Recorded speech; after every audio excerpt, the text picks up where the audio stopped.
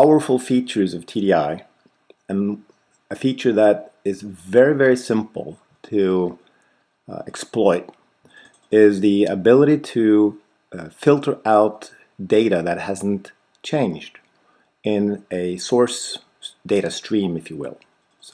And this works on any connector in iterator mode. You can read from a file or database, any other source in any kind of format, and apply the Delta engine. And I'm going to show you really quickly how few clicks it takes to make it work for you.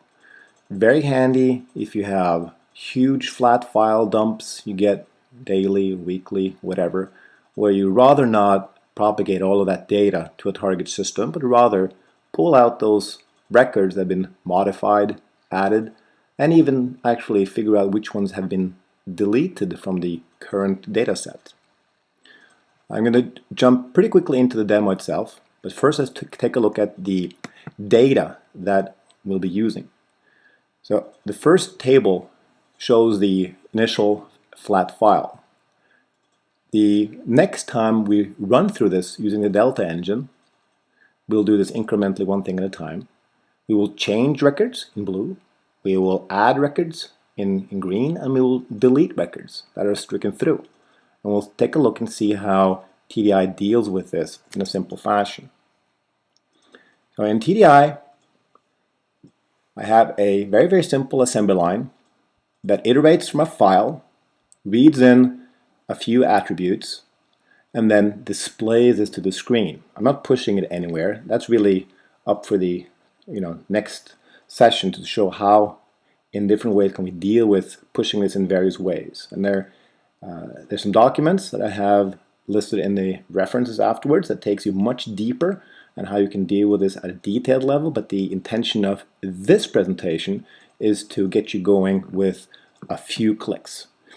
So what I have in our input file, let's see if we can find that,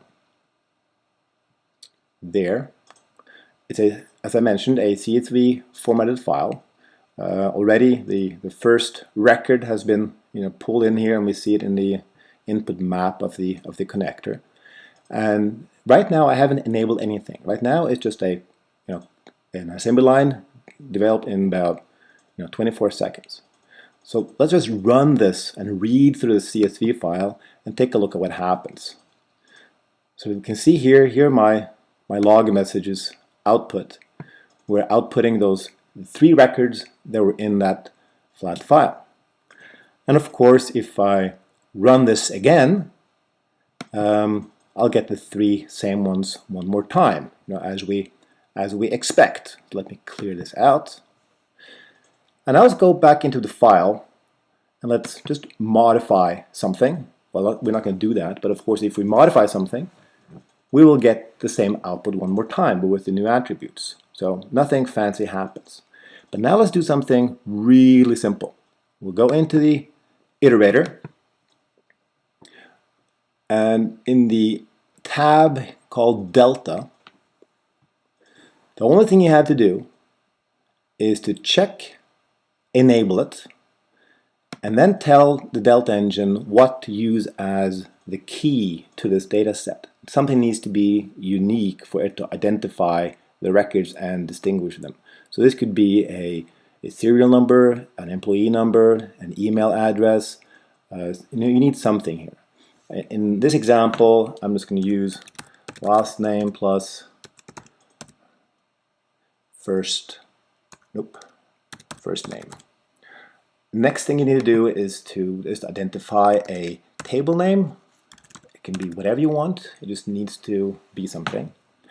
And second of all, you need to make a decision if you really care about which ones have been deleted or not. I do. Sometimes deleted aren't relevant. We only care about new and modifies, but we'll check deleted as well. And if we check on remove deleted, means we'll clear that from our Delta cache, which again some people don't want, so we have to give them this option. There's a lot more in the screen here to consider. There are links in the references to more documentation on this. I'm not going to spend any more time on this, but this is all you need to do to make this work. And if we run this assembly line one more time, we will see that we get the same 3 records, because this is the first time we run this through the Delta engine. Now if we run this one more time, we get nothing, because the Delta engine has determined that there are no changes, no reason to have TDI bother with it, so the assembly line will iterate over nothing. Magically gone. Let's take a look at the input file again. Modify one record. We'll take Joseph from off-road to on-road. Save that file. Run the assembly line again, and hopefully it'll pick up the change here, Peterson Joseph, and it'll return that record to us as the only one that it finds has been changed in the source data. Now let me add a little bit more display capabilities in our assembly line. Output to screen is a script component. Only thing it does is to display this line. And let me comment out this little thing here, which lets us display the code that the Delta engine returns as part of the job it does. So it will actually tell us what kind of record have I now given you. Is this a modify record? Is it an add record? Or is this actually a deleted record? And we'll see that next time we run this solution. We'll first start by doing another modification so we get some output. We'll take this guy back to off-road, and let's add George Puccini in Seattle to our data set. And if we now run our solution,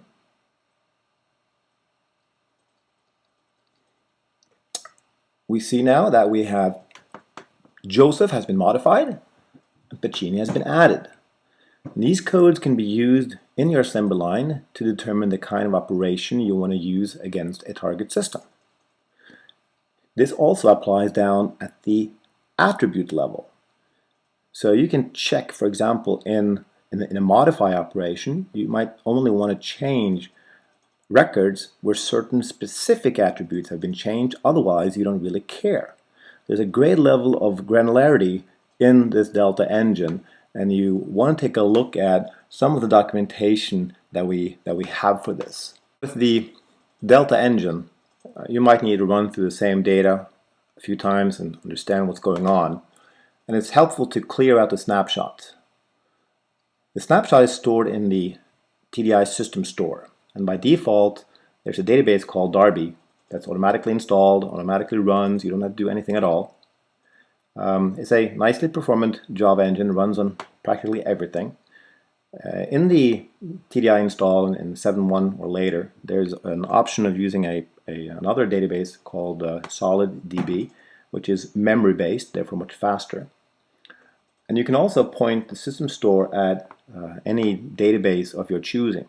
So you can have any Oracle or DB2 or other database that supports JDBC and use that as your system store instead. But start out with using the underlying Darby database. For most customers, that is perfectly fast enough.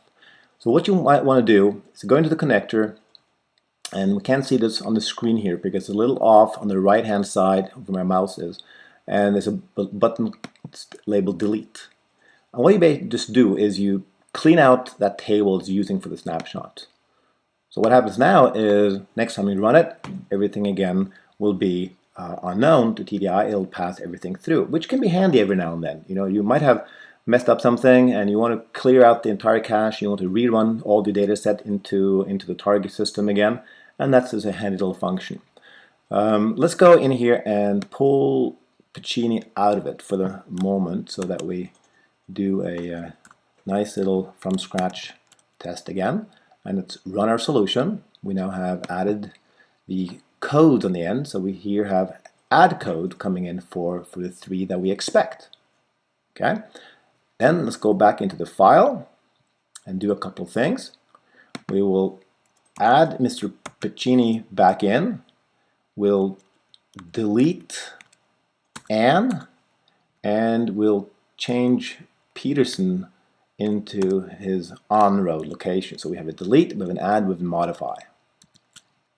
Let's see if this runs through the way that we expect, and presto, we have our modify, adds, and deletes. So I really hope that this has shown you how quickly this can be enabled for a data set and really change a lot in how you deal with your data. And it doesn't really matter, again, what kind of data it is. The information about people, information about computer systems, or service management records of some sort, of domino records, doesn't matter. It's data, and TDI doesn't care. Set of links that you might find useful.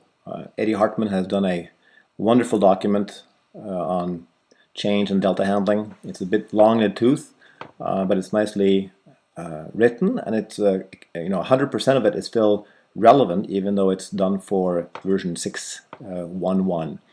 I suggest you pick that up and look at it if you have found this to be relevant. I made some tiny URLs for the rest, as they're also slightly long here. That goes back into the TDI documentation that describes in detail some of the attributes and properties that you can play with to understand more of what goes on inside the Delta engine. So with that, all the best. Comment back here on YouTube if you want me to elaborate on something, or get online with the community support site that I expect where is. So thanks for the chat.